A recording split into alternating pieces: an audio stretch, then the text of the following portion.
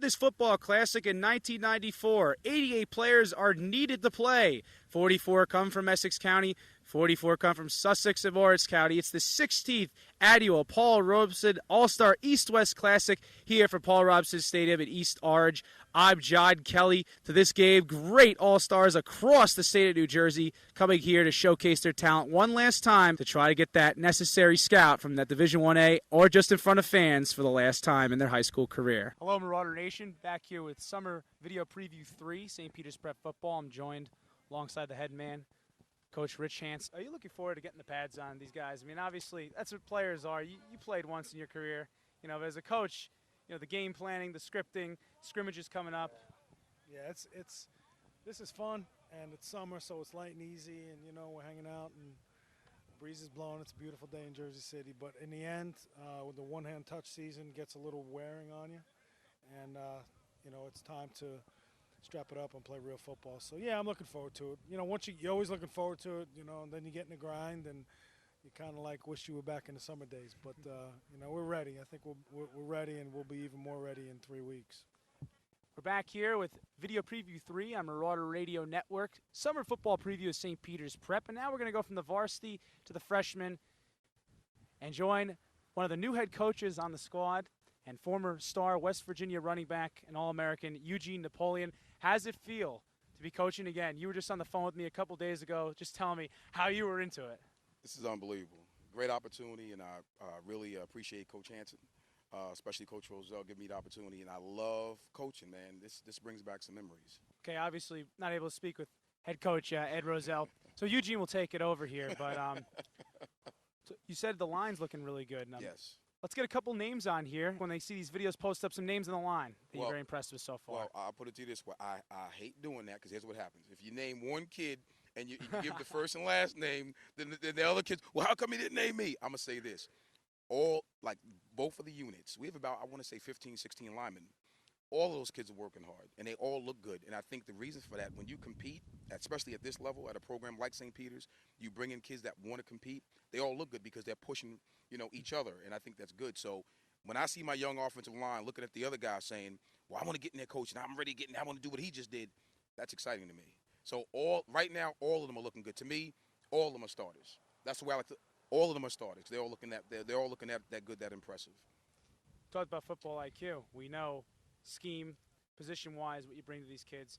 Played a very competitive program, probably one of the top and unknown bloodthirsty college football hotbeds in West Virginia. They love their Mountaineers up there, nothing about the Mountaineers. And, of course, that experience, just going through that grind day in and day out, and where, you know, they're going to get hit by Latin, they're going to get hit by certain academic subjects, and then come here and get beaten up.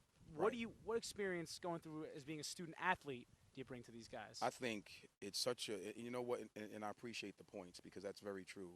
You don't hear the term athlete-student. It's always student-athlete. And that's one of the things I think when a young man and his parents pick St. Peter's Prep, that's what you're going to get out of it. You know, we don't have 100% college placement rate for nothing. It's that way for a reason. When these kids come here, the football IQ in the field is one thing, but if you don't do the work in the class academically, none of this stuff matters. And I'm so impressed with a lot of these kids who come as freshmen. They seem to understand it already.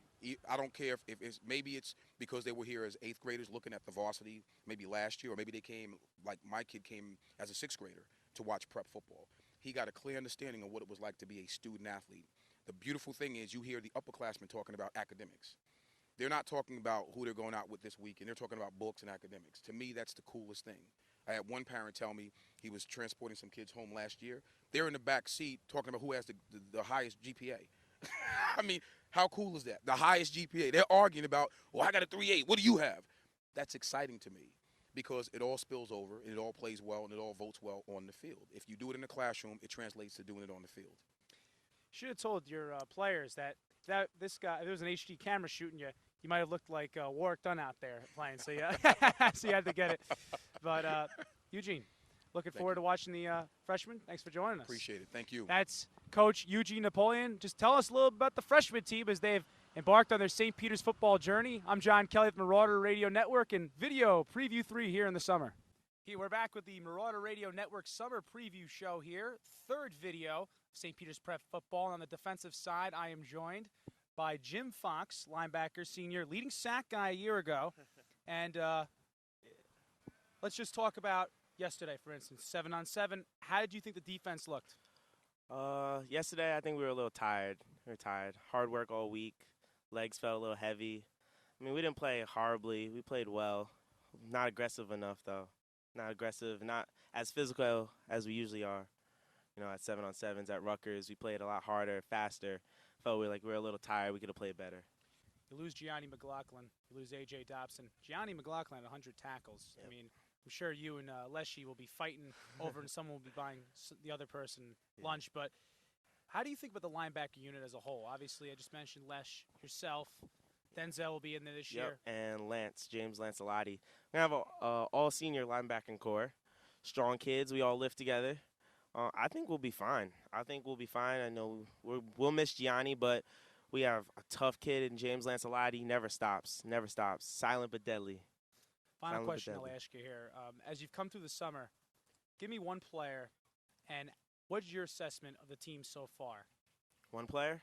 He's really surprised you, yeah. One player who's really surprised me. I have to say J.R. Robinson. He really stepped it up. Last year was a little immature sophomore. This year he's coming in with his gloves and his high stepping. He's been catching everything. You know, he has his nickname, All-State. You're in good hands with him. So he really impressed me this summer so far. Yeah. Anybody else on defense? On defense, I have to say DJ. Last year he had his ups and downs at strong safety position, but this year I think he's doing a little better under Sheldon's shoulder there. So he has a lot to step up, and he has big shoes to fill, and he has to step up big for us this year at the strong safety position. Thanks for joining us. Thank you. That's Jim Fox, linebacker of St. Peter's Prep. I'm John Kelly. It's Video Preview 3 here in Marauders Summer Football.